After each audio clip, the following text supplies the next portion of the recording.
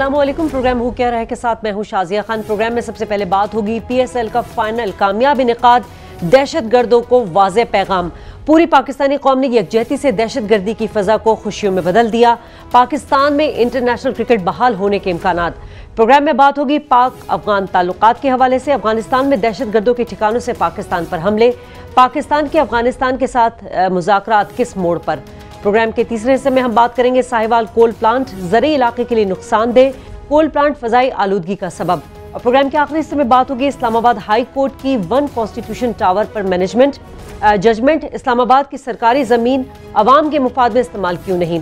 नाज़रीन, हम बात करेंगे इन तमाम सूरत हाल पर। डॉक्टर फ़ारूक सलीम मेरे साथ मौजूद हैं और जिस तरह के मुल्क की तारीख का पहला प्रोफेशनल पाकिस्तान सुपर लीग का कामयाब इनेकाद हुआ, जिसमें बज़ाहिर तो पेशावर ज़ल्मे ने कोयटा ग्लैडिएटर्स को हराकर जीत से हमकनार हुआ, लेकिन ये जीत रही यूनिटी की, ये जीत थी दहशतगर्दी के खिलाफ, ये जीत थी पाकिस्तानी मैदानों को गैर आबाद करने वालों के खिलाफ, ये जीत थी उनके खिलाफ जिन्होंने पाकिस्तान को गैर महफूज मुल्क करार दिया। साथ साथ हमने देखा कि ये एक पॉलिटिकल एडवेंचर भी रहा जिसके जरिए हुकूमत ने अपने सियासी मुखालफिन को कुछ चीज़ें बावर भी करा दी। और सबसे अहम बात अगर करें तो निस्बतन ये पुरखतर फैसला जो है वज़ीर आज़म साहब का था, लेकिन इसको मुमकिन बनाया हमारी फौज ने, हमारे इदारों ने और ख़ास तौर पर हमारी आवाम ने। इन तमाम चीज़ों पर बात करेंगे। डॉक्टर साहब, इफ एंड बट्स के दरमियान जो है PSL फाइनल हो गया और बड़े कामयाब तरीके से हुआ। आपने शादिया बड़ी खूबसूरत अंदाज में बताया जीत किसकी थी, हार किसकी थी। जीत 20 करोड़ पाकिस्तानियों की हुई, हार जो है वो पाकिस्तान के दुश्मन अनासर की हुई, और एक ही दिन में ये दोनों चीज़ें हो गई। हम जीत गए और पाकिस्तान के दुश्मन अनासर जो हैं वो हार गए। मैं समझता हूँ कि मुबारकबाद के मुस्तहिक हैं बहुत सारे इदारे भी, बहुत सारी शख्सियात भी। पंजाब पुलिस भी मुबारकबाद की मुस्तहिक है। एक बड़ा पुरअमन इतनी बड़ी तकरीब थी, मेरे ख्याल है 8 साल में पहली दफ़ा क्रिकेट के हवाले से, ये 8 साल में पहली दफ़ा इतना बड़ा इवेंट था जो पाकिस्तान में हुआ। न सिर्फ पाकिस्तान में, पाकिस्तान के दिल में लाहौर में मुनक्कद हुआ। पंजाब पुलिस का बहुत बड़ा रोल है, पाकिस्तान रेंजर्स का बहुत बड़ा रोल है, पाक फ़ौज की दस्ते भी वहाँ थे, उनका बहुत बड़ा रोल है, और फिर हमारे हसास इदारे जो हैं। मैं यकीनी तौर पे आपको कह सकता हूँ कि जो पाकिस्तान के दुश्मन अनासर थे उन्होंने ज़रूर प्रोग्राम बनाया होगा, उन्होंने ज़रूर कोशिशें भी की होंगी कि इस दिन पाकिस्तान को दोबारा से किसी किस्म का नुकसान पहुंचा सकें। लेकिन again credit goes to the sensitive agencies, आज़ाद इदारे, पाक फौज और Pakistan rangers, again Punjab police, जिन्होंने उनके अज़ाइम को कामयाब नहीं होने दिया। ठीक है, लेकिन डॉक्टर साहब, इस इवेंट जिसे हम देखते हैं कि हमारी सिविल और जो हमारी अस्करी क़यादतें हैं, इन्होंने मिल के जो है बैठ कर एक प्लान, एक रोड मैप बनाया।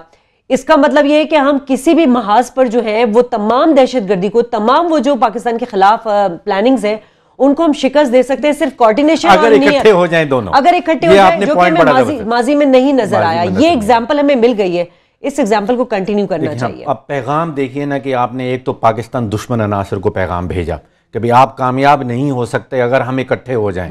अच्छा, फिर एक वो यकजहती का, यूनिटी का जो आपने इस्तेमाल किया कि सारे पाकिस्तानी, 20 करोड़ पाकिस्तानी, क्रिकेट के शायकीन इंक्लूडेड, वो सब इकट्ठे हो गए कि हमने ये काम करना है और ये हम काम करके दिखाएंगे। अच्छा, पैगाम मुल्क से बाहर आप पैगाम देखें। मैं आज की कल की अखबारात देख रहा था, BBC न्यूज़ ने कवर किया। BBC न्यूज़ इनको कहती है कि बिगेस्ट क्रिकेट इवेंट जो है पाकिस्तान में वो हुआ, और टाइट सिक्योरिटी, इसमें कोई शक नहीं, टाइट सिक्योरिटी थी। BBC कहता है कि बहुत बड़ा क्रिकेट का इवेंट हुआ। गल्फ टुडे ने कैरी किया, कहते हैं great day for Pakistan cricket, बहुत बड़ा दिन है पाकिस्तान के क्रिकेट के लिए। रॉयटर्स ने भी इसको कवर किया।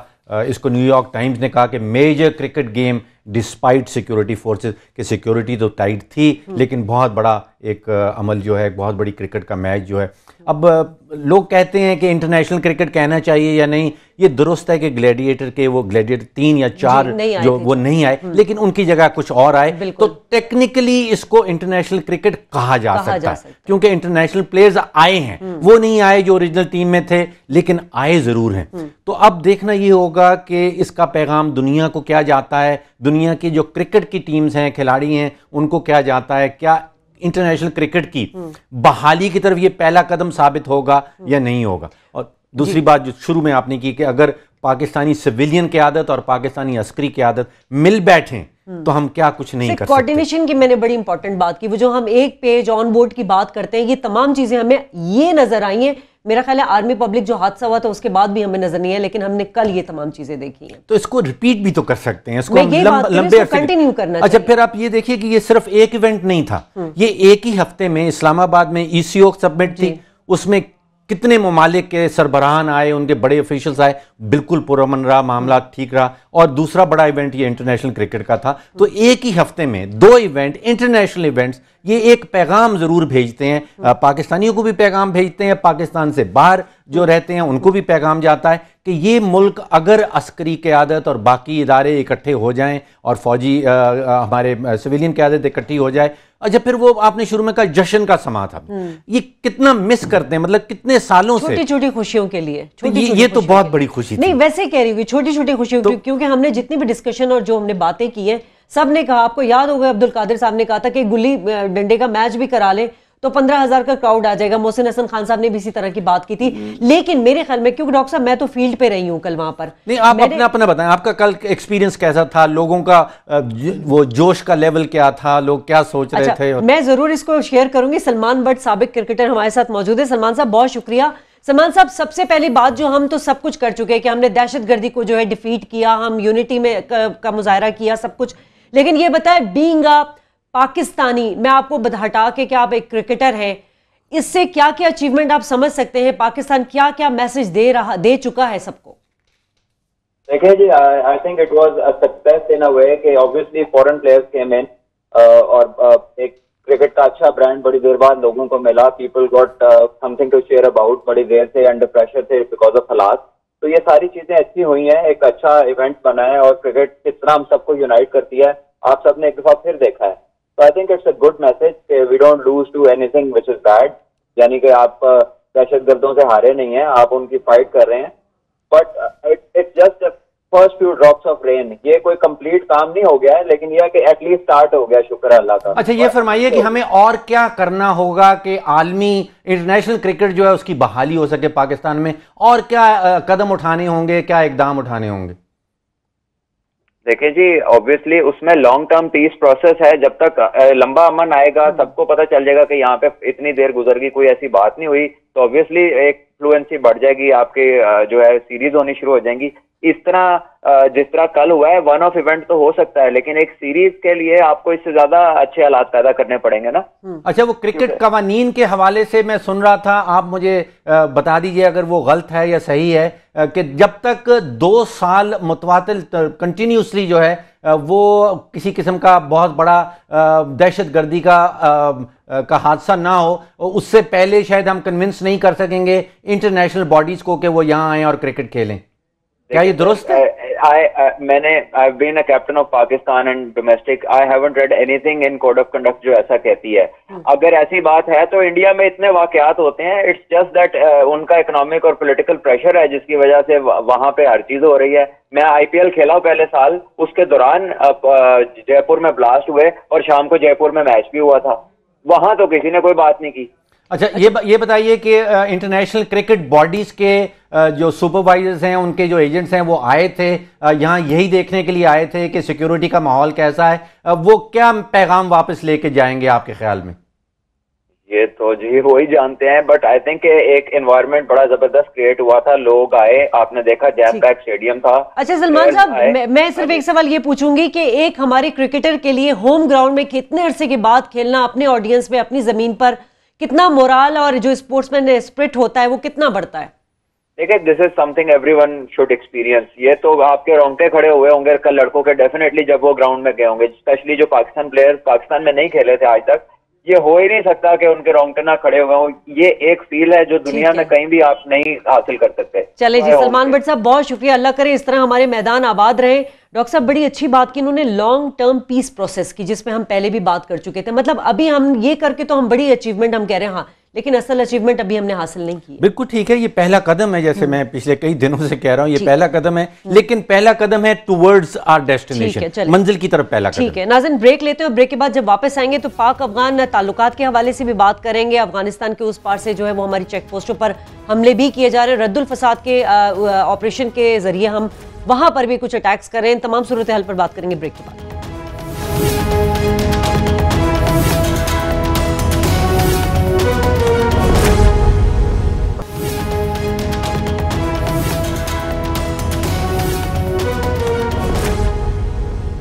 वेलकम बैक नाज़रीन। और अगर अफगानिस्तान के में छुपे दहशतगर्दों की बात की जाए तो वो हमारे अफवाज और हमारी चेक पोस्टों के खिलाफ जो है वो मज़मूम मकासद और कार्रवाइयाँ जारी रखते हैं, जिसके अगेंस्ट हमारी फ़ौज जो है वो एक्शन भी लेती है और बड़ी अचीवमेंट भी हासिल करती है। मगर आज अफसोसनाक वाक़या कि बुज़दिलाना कार्रवाई थी दहशतगर्दों की, जिसमें हमारे 5 जवान जो है उन्होंने जामे शहादत नोश फरमाया।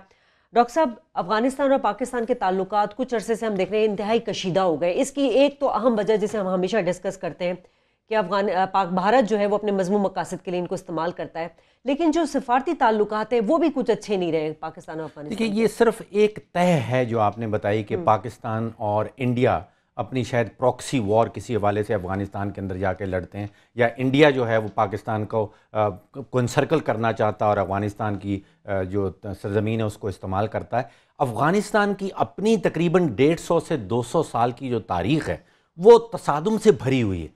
उसकी एक सतह जो है जो 19वीं सदी से चली आ रही है, उसमें पख्तून जो हैं अफ़गानिस्तान के वो ताजिक से लड़ते हैं, पख्तून जो हैं वो उज़्बेक से भी लड़ते हैं, पख्तून जो हैं वो हज़ारा से भी लड़ते हैं, और फिर एक और तह चली आ रही है जिसमें पख्तून दूसरे पख्तून ट्राइब से भी आपस में लड़ते हैं। और फिर तीसरी आपने जिसको बता दिया कि इंडिया और पाकिस्तान की शायद प्रॉक्सी जंग के हवाले से, और चौथी सतह जो अभी आई थी सामने उसमें नेटो या अमेरिका की अफवाह यहाँ थी और वो लड़ रही थी तालिबान से और अलकायदा से। तो अफ़गानिस्तान में वायलेंस की तारीख जो है वो तो पिछले 150-200 साल पुरानी है, और वहाँ पे तशद्दुद, वहाँ पे वायलेंस ख़त्म होता नज़र नहीं आता पिछले 150-200 साल में, ना ही वो ख़त्म हुआ है। ठीक है, ब्रिगेडियर फारूक हमीद भी हमारे साथ मौजूद है। ब्रिगेडियर साहब, हम पाक अफगान ताल्लुकात की जब भी बात करते हैं तो अभी डॉक्टर साहब ने जिस तरह जिन पैराए में हमें बताया कि मुख्तलिफ फैक्टर्स हैं, मुख्तलिफ तरीके से वहाँ वायलेंस होती है, लेकिन ताल्लुकात जो सफारती उस पर देख रहे हैं अशरफ गनी के बाद बहुत ज़्यादा कुछ कशीदा ताल्लुकात हो रहे हैं हमारे पास अफगानिस्तान से। जी, बिस्मिल्लाह रहमान रहीम, बहुत शुक्रिया। इसमें कोई शक नहीं है कि अभी हालात तो बहुत ही और मजीद ख़राब हो गए हैं, क्योंकि स्पेशली पिछले 14 दिन से ज़्यादा अगर आप देखें तो तोरखम और चमन और बाकी जितने वो क्रॉसिंग पॉइंट्स हैं, गेटवेज हैं, वो तमाम हमने क्लोज किए हुए हैं पाक अफगान बॉर्डर पे, जिससे अफगान ट्रांजिट ट्रेड जो है वाया कराची या जो वागा जो है वो बिल्कुल बंद होकर रह गई, और मेरे ख्याल this is hurting them allot. एक तो ये इमीडिएट है।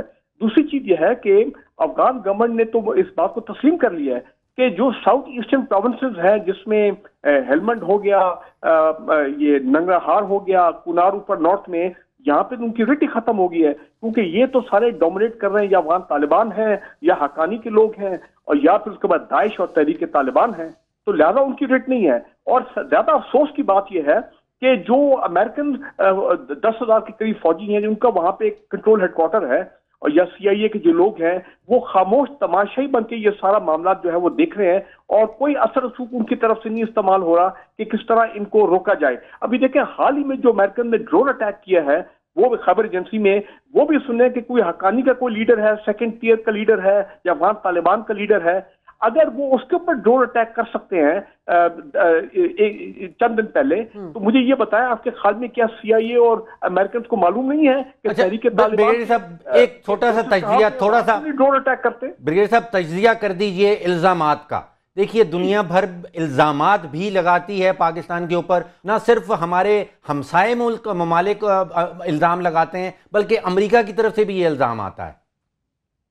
डॉक्टर साहब, आप सही फरमाने कि ये तो थ्रू आउट उनका इल्जाम यही चला आ रहा है कि अफगान तालिबान और हकानी नेटवर्क के जो कमांडर्स हैं, जो उनके जो सोल्जर्स हैं, वो जनाब उनको किस तरह पाकिस्तान में की साइड पे जो पनाहगाहें उनकी हैं।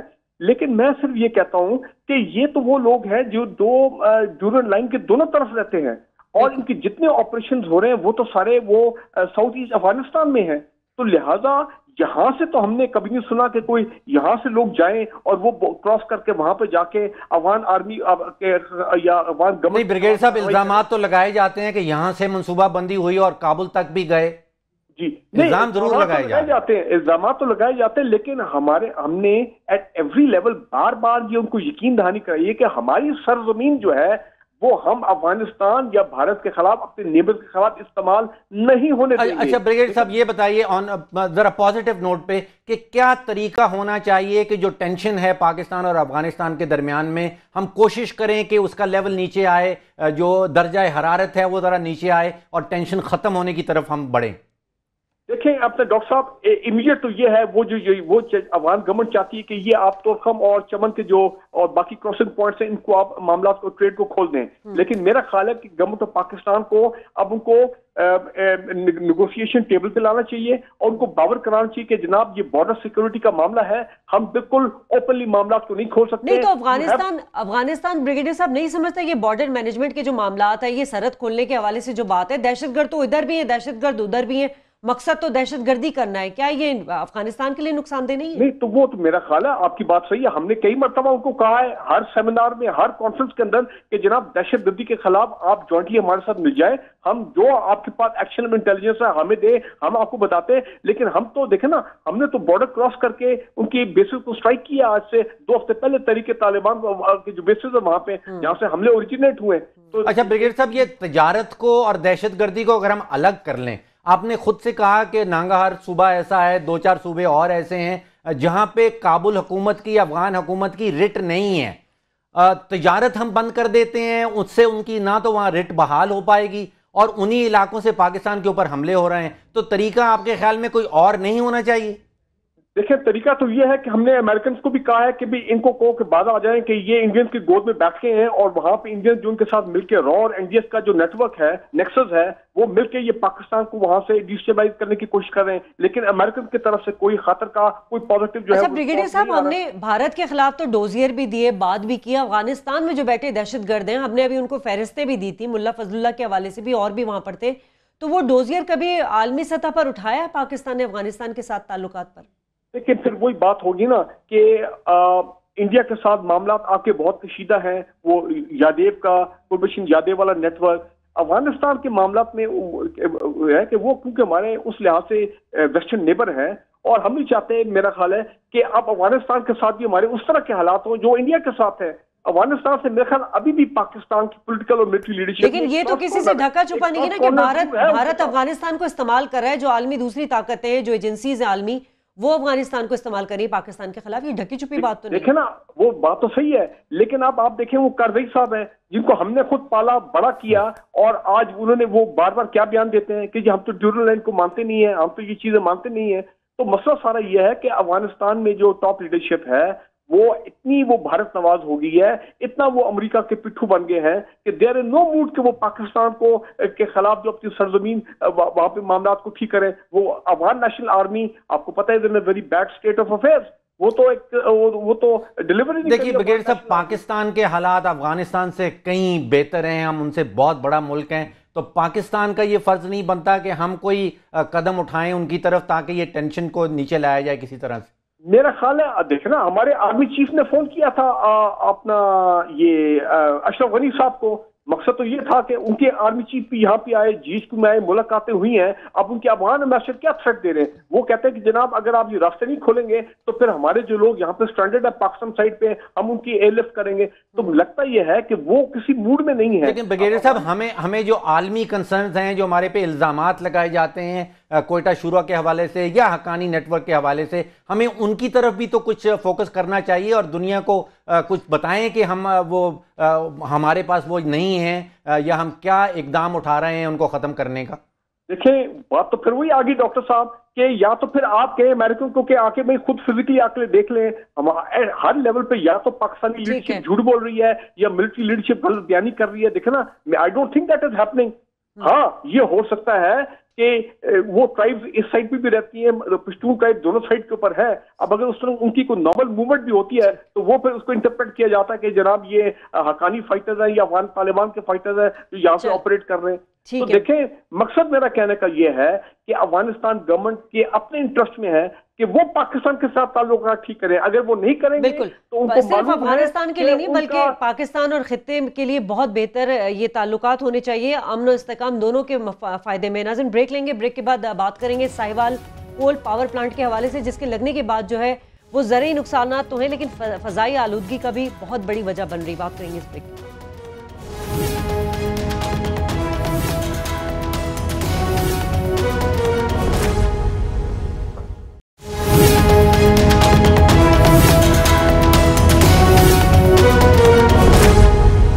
वेलकम बैक नाज़रीन, और दुनिया क्लीन एनर्जी की तरफ जा रही है और हम बिजली जो है वो कोयले से बना रहे हैं। नाज़रीन, मुआशी नुकसान क्या होता है और दीगर मसाइल क्या होते हैं, इसके लिए हम आपको पहले ये पैकेज दिखाएंगे, इस पर बात करेंगे।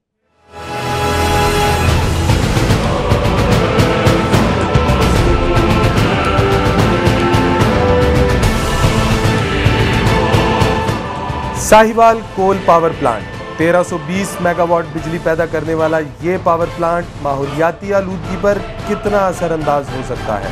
साहिवाल जैसा ज़री इलाका अनाज उगाने और जानवरों की आला अफजाइश नस्ल के लिए पाकिस्तान के बेहतरीन इलाकों में गिना जाता है।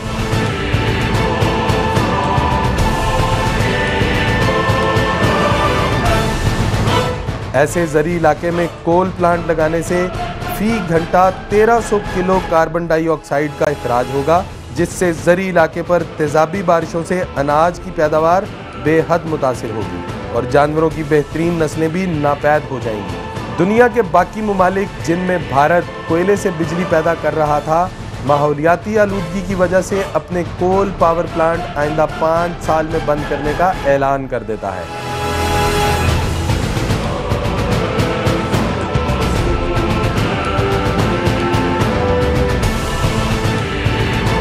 कोल पावर प्लांट की आलूदगी से पैदा होने वाली बीमारियों में कैंसर, फेफड़ों की बीमारी और जल्दी इमराज इंसानी सेहत के लिए इंतहाई नुकसानदेह हैं, जिससे अमवात की शरह 2 गुना बढ़ जाती है।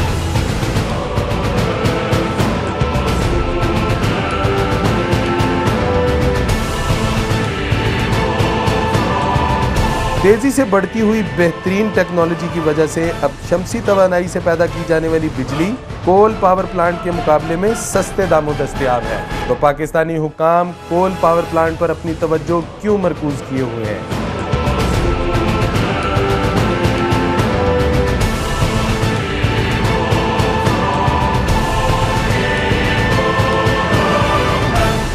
आखिर हो क्या रहा है?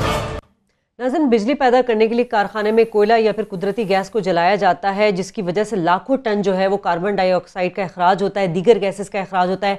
पैकेज में आपने देखा कि कितने ज़्यादा इसके नुकसानात हैं।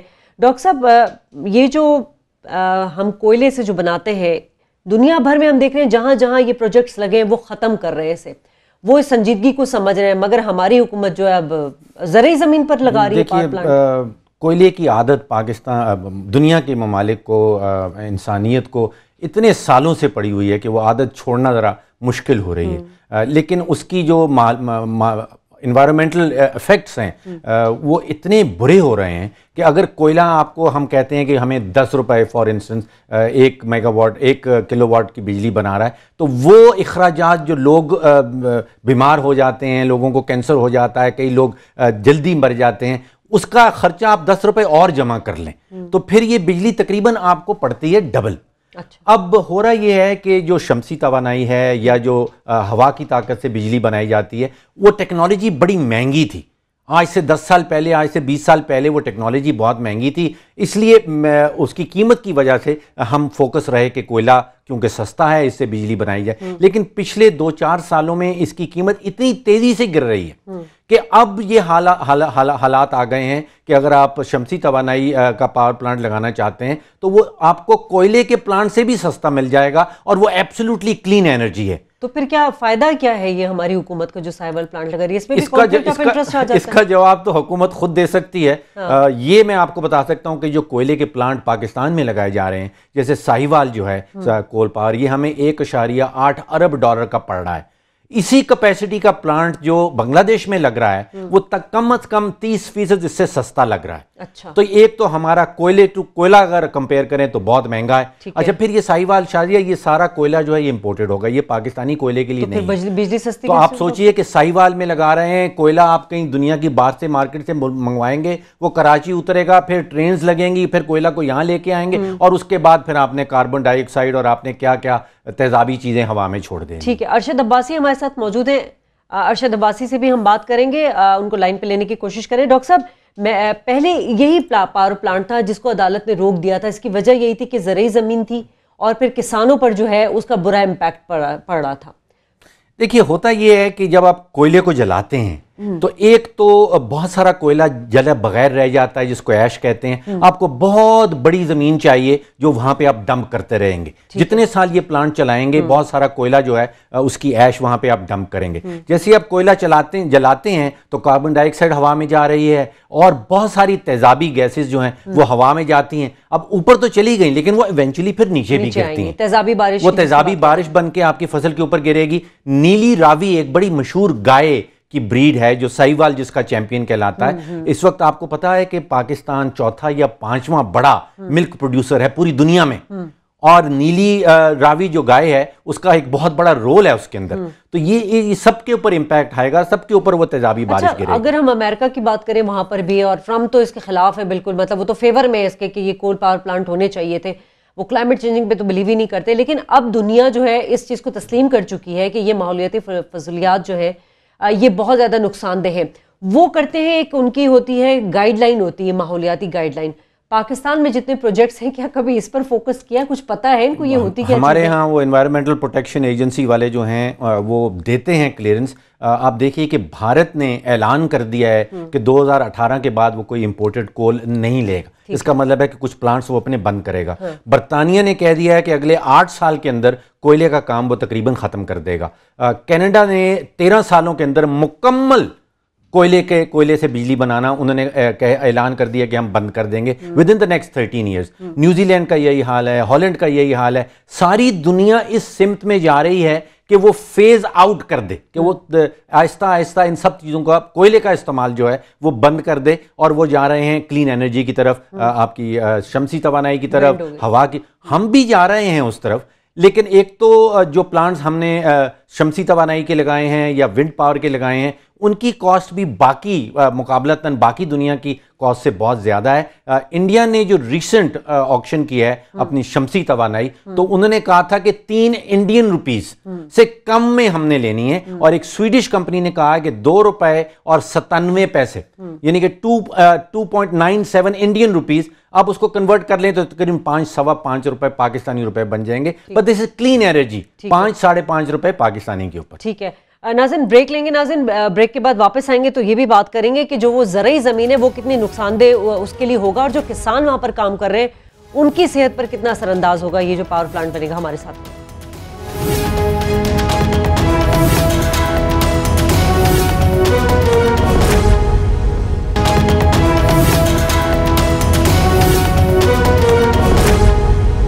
Welcome back. नाज़रीन, अगर बात करें रियासती इदारों के हवाले से तो ये पब्लिक इंटरेस्ट के लिए काम करती है, मगर अफसोस की बात ये होती है कि अंधा बांटे अपने अपने को रेवड़ियाँ। यहाँ पर जो हाल है वो बिल्कुल ही बेहाल है। जो सरकारी ज़मीनें हैं नाज़रीन वो आवाम के मुफाद में है नहीं, बल्कि वो अपने मकासद के लिए इस्तेमाल की जा रही हैं। डॉक्टर साहब, ये जो इस्लामाबाद हाई कोर्ट की वन कॉन्स्टिट्यूशन जो टावर है उस पर जो जजमेंट आई है अथर मिनुल्लाह के, पहले तो मैं आपसे वो पूछना चाहूंगी, उसके बाद मैं सीडीए के हवाले से कुछ सवाल करूंगी। अच्छा शाजिया, थोड़ा सा अगर हम बैक ट्रैक चले जाएं, अगस्त 2000 ये जजमेंट अभी आई है पिछले जुमे को, मार्च की 3 तारीख को शायद।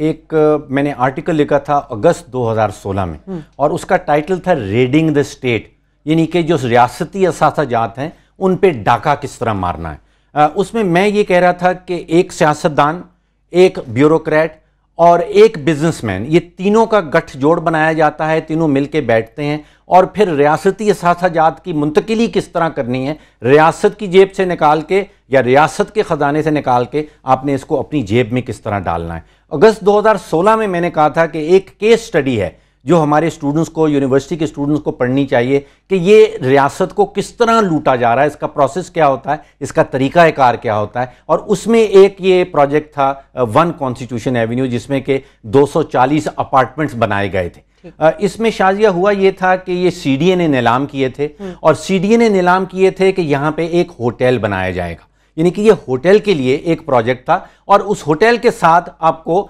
कुछ सर्विस अपार्टमेंट्स बनाने की इजाजत दी गई थी। अब ये इतनी ऊंची इमारत बन गई है, और अब हमें पता चला कि इस्लामाबाद हाई कोर्ट के जज कहते हैं कि ये सारी की सारी इमारत जो है ये गैर कानूनी थी। अब सीडीए क्या इतने साल सोई रही, इतनी ऊंची बिल्डिंग टावर खड़ा हो गया, और अब ख्याल आया कि ये तो सारी की सारी इमारत जो है ये गैर कानूनी थी। ये जजमेंट में मेरे हवाले से, मेरे अंदाजे से इतना पावरफुल जजमेंट है, इतना मजबूत, इतना ताकतवर जजमेंट है। ये कह रहा ये है कि जितनी भी रियासती इदारे हमने बनाए हैं, जो रेगुलेटरी अथॉरिटीज़ हैं, मैंने इनका जजमेंट बड़ी डिटेल में पढ़ा है। अथॉरिटी का लफ्ज शाजिया 147 दफ़ा इस्तेमाल किया गया उस जजमेंट में, और रेगुलेटरी का लफ्ज जो है वो 55 दफ़ा इस्तेमाल किया गया। यानी कि जज साहब का फोकस जो है वो है रेगुलेटरी एजेंसीज के ऊपर, जिसमें सीडीए है, जिसमें नेप्रा है जो बिजली के रेट का तयन करता है, जिसमें ओगरा है, जिसमें पूरे मुल्क के गैस के और पेट्रोल के और तेल के ज़खायर उसके कंट्रोल में हैं। उनका कहना यह है कि ये सारे ज़खीरा जो है, ज़मीन का हो, गैस का हो, पेट्रोल का हो, ये अमानत है आपके पास, आप ये रियासती रेगुलेटरी अथॉरिटी के पास, और ये एतमाद है, ये ट्रस्टी हैं आप। ये एक्चुअल जायदाद जो है ये 20 करोड़ पाकिस्तानियों की है। तो आपने जो भी इस्तेमाल करना है इन असासाजात का, वो उन 20 करोड़ पाकिस्तानी अवाम के बेहतरीन मफाद में होना चाहिए। और अगर आप वो नहीं कर रहे। अच्छा, जी डॉक्टर साहब, ये जो हम बात कर रहे हैं सीडीए की, कुछ अर्से पहले भी ये जो इख्तियारात के हैं उस हवाले से भी बात हुई, बेज़ाब्तगियों के हवाले से भी बात हुई। जो सीडीए में जो जमीन बेचने का जो ऑर्डिनेंस या कानून कह ले, वो इस पे पूरा नहीं उतरता, मतलब उसको कोई फॉलो नहीं करता। देखिए, मास्टर प्लान बना हुआ है, 1960 से चला आ रहा है। हमने ग्रीस से एक आर्किटेक्ट आया था जिसने पूरा ये दारुल हुकूमत जो है वो डिज़ाइन किया था। यहाँ पे हर इलाका जो है वो मुख्तस किया गया है, स्पेसिफिक बनाया गया है कि यहाँ पे आप क्या चीज़ बना सकते हैं और क्या चीज़ नहीं बना सकते। तो वो जो मास्टर प्लान बनाया गया था उसको तोड़ना सीडीए की कानूनी जिम्मेवारी ये थी कि इस्लामाबाद को फैलाना है, इस्लामाबाद को बनाना है उस मास्टर प्लान के तहत। अगर आप कोई काम कर रहे हैं जो उस मास्टर प्लान के तहत नहीं आता, अगर आप कोई काम ऐसा कर रहे हैं, कोई ऐसी जमीन किसी को एलोकेट कर देते हैं जो लार्जर पब्लिक इंटरेस्ट में नहीं है, जस्टिस अतर मंदिला का कहना यह है कि ये दारुल हुकूमत है पाकिस्तान का, और इसका एवरी इंच, हर इंच जो है वो 20 करोड़ पाकिस्तानियों की जायदाद है, वो सीडीए की जायदाद नहीं है। सीडीए सिर्फ एक ट्रस्टी है।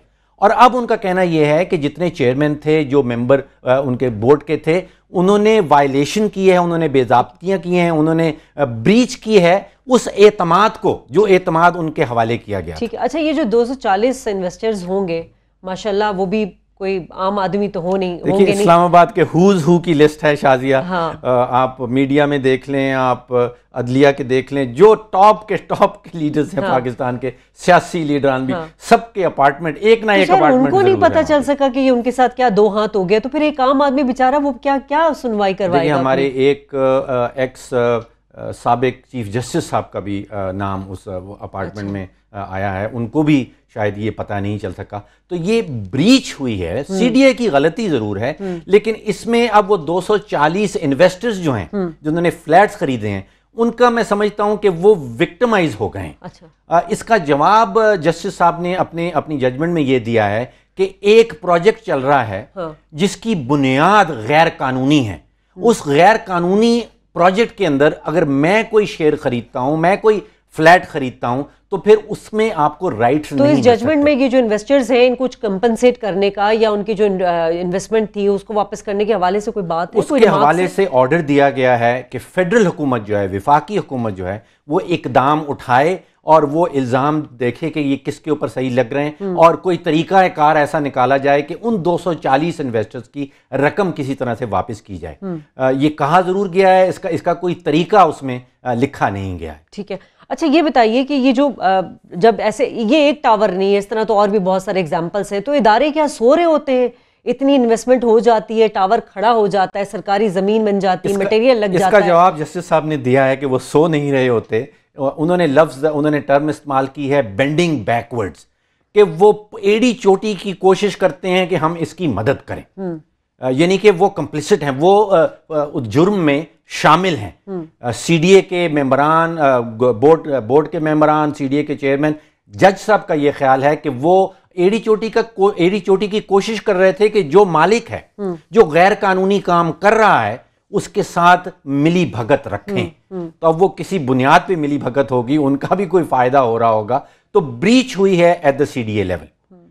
इसी तरह मैं समझता हूं कि पैगाम जाना चाहिए बाकी मुल्क के सारे रेगुलेटरी अथॉरिटीज को कि उनकी लीगल जिम्मेवारी है, उनकी कानूनी जिम्मेवारी है कि उन्होंने 20 करोड़ पाकिस्तानियों के लिए काम करना है, उन्होंने किसी चाइनीज इन्वेस्टर के लिए, उन्होंने किसी एक स्पेसिफिक बिजनेस ग्रुप के लिए काम नहीं करना। ठीक है, रेगुलेटरी अथॉरिटी की हमने पहले भी बात की थी, अभी फिर मैं आपसे पूछी तो कि एक आम आदमी, एक लेमैन अगर ये प्रोग्राम देख रहा है तो समझ आ जाए वो एक आम आदमी के लिए क्या करता है। अच्छा देखिए, रेगुलेटरी अथॉरिटी आप चुन लीजिए कि नेप्रा एक रेगुलेटरी अथॉरिटी है। ठीक है। उसका फर्ज ये है, कानूनी फर्ज, कि उसने बिजली के रेट जो हैं वो निकालने हैं। प्राइवेट ग्रुप बिजली घर बना रहे हैं, उनका फर्ज ये है कि जो 20 करोड़ अवाम हैं उन्होंने जो बिजली का रेट डिटरमिन करना है वो उन 20 करोड़ सार्फिन के मुफाद में होना चाहिए, वो जो बिजली घर बना रहा है उसके मुफाद में नहीं होना चाहिए। ये कानूनी जिम्मेवारी है। ये इस किस्म की जजमेंट पाकिस्तान की जुडिशल हिस्ट्री में, तारीख में पहले बहुत कम पाई जाती है। इतनी पावरफुल जजमेंट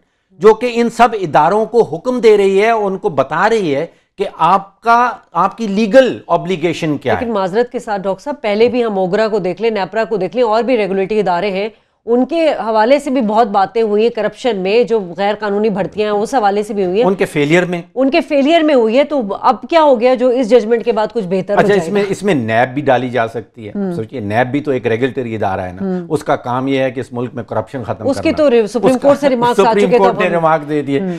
तो इस जजमेंट के बाद क्या कुछ बदलने वाला है? इतने क्लियर कट अल्फाज में पहले कभी किसी जज ने इस किस्म की बात नहीं की थी कि ये रेगुलेटरी एजेंसीज हैं, इनकी लीगल ऑब्लिगेशन, इनकी कानूनी जिम्मेवारी क्या बनती है। इतने साफ और शफाफ अल्फाज में पहले ये नहीं कहा गया था। तो इस जजमेंट के बाद अभी तो ये प्रॉबेबली चैलेंज होगी, डीबी के बेंच के अंदर जाएगी। मेरा ख्याल ये है कि ये फैसला सुप्रीम कोर्ट तक जाएगा, लेकिन जिस अंदाज से ये फैसला लिखा गया है, मतलब it was a history lesson चाहिए। अगर आप ये जजमेंट पढ़ें तो आपको पिछले 55 साल की तारीख उसमें लिखी गई है कि ये इस्लामाबाद किस तरह बना और इसकी फ्यूचर डायरेक्शन। तो वो कंपनीज भी आएंगी जिन्होंने खरीदा होगा, जिन्होंने टावर खड़ी किए होंगे, उनको भी बुलाया जाएगा, उनके भी हवाले से भी कुछ जी उनके बारे में कहा गया कि वो सीडीए के अफसरान के साथ मिलके उन्होंने ये सारा गैर कानूनी काम किया। उनको मैं समझता हूं कि बहुत बड़ा माशी धचका भी पहुंचेगा, क्योंकि ये टावर्स जो हैं ये अब गवर्नमेंट ने टेक ओवर कर लिए हैं। ठीक है। इसकी लीज तो बहुत अर्सा पहले कैंसिल कर दी गई। बड़े मगरमच्छ तो शुरू से ही रहे ना, जिन्होंने एक तरह से उनको महफूज प्रोटेक्शन दी होगी कि जी बन जाने दो टावर, कोई मसला नहीं, देखा जाएगा बाद में। अब ये आपने बड़ी इंपॉर्टेंट बात की। ये जजमेंट जो है ये आपको एक खास सिमत में ले जा रही है और ये पैगाम भी दे रही है कि जो बड़े मगरमच्छ हैं इस मुल्क के, वो भी पकड़ में आ सकते हैं, वो भी कानून की पकड़ में आ सकते हैं और उनके खिलाफ भी हमारी आला अदलिया जो है वो फैसला दे सकती है। ठीक है। अच्छा डॉक्टर साहब, सीडीए के हवाले से पहले अगर बात की जाए तो किसी भी अगर कोई ऑफिस होता है, कोई घर होता है, बगैर नोटिफिकेशन के जाके उसको मनहदम कर देते हैं, तो सीडीए के खिलाफ एक आम आदमी कोई कंप्लेन कर सकता है कभी? कोई ऐसा कानून कुछ इस तरह है? देखिए, सीडीए की अपनी कंप्लेंट अथॉरिटी वहाँ उन्होंने बनाई रखी है, लेकिन यूजुअली तो जब किसी को डिमोलिश करने जाते हैं, किसी की प्रॉपर्टी गिराने के लिए जाते हैं, उसको पहले नोटिस ज़रूर मिलता है और बहुत कम ऐसी कार्रवाई होती है, क्योंकि जो इनके रेजिडेंशियल एरियाज़ हैं उसमें तो मैं समझता हूँ इनके कानून की खिलाफ वर्जी जो है वो कदरे कम है। जो कमर्शियल प्रोजेक्ट्स हैं उसमें बहुत ज़्यादा बेज़ाब्तियाँ होती हैं। अब जो इतलात आती हैं इस्लामाबाद के हवाले से, स्पेशली जब आप कमर्शियल प्लॉट कोई ख़रीदने के लिए जाते हैं तो कहा यह जाता है कि 4 या 5 या 6 कंपनीज हैं जो ऑक्शंस में, बिडिंग में हिस्सा लेती हैं और वो पीछे से सब मिली हुई होती हैं। वो सब इकट्ठे मिलके बोली लगाती हैं और फिर जब वो उनको कोई चीज़ मिल जाती है तो यूजुअली आपको इतने सारे प्लॉट्स मिलेंगे कि बोली लगाने के बाद अदालत के पास जाते हैं और एक स्टे ऑर्डर ले लेते हैं और सीडीए की जो इंस्टॉलमेंट्स देनी होती है, जो सीडीए को पैसे देने होते हैं वो बंद कर देते हैं। बेतहाशा ऐसे प्लॉट्स इस्लामाबाद में।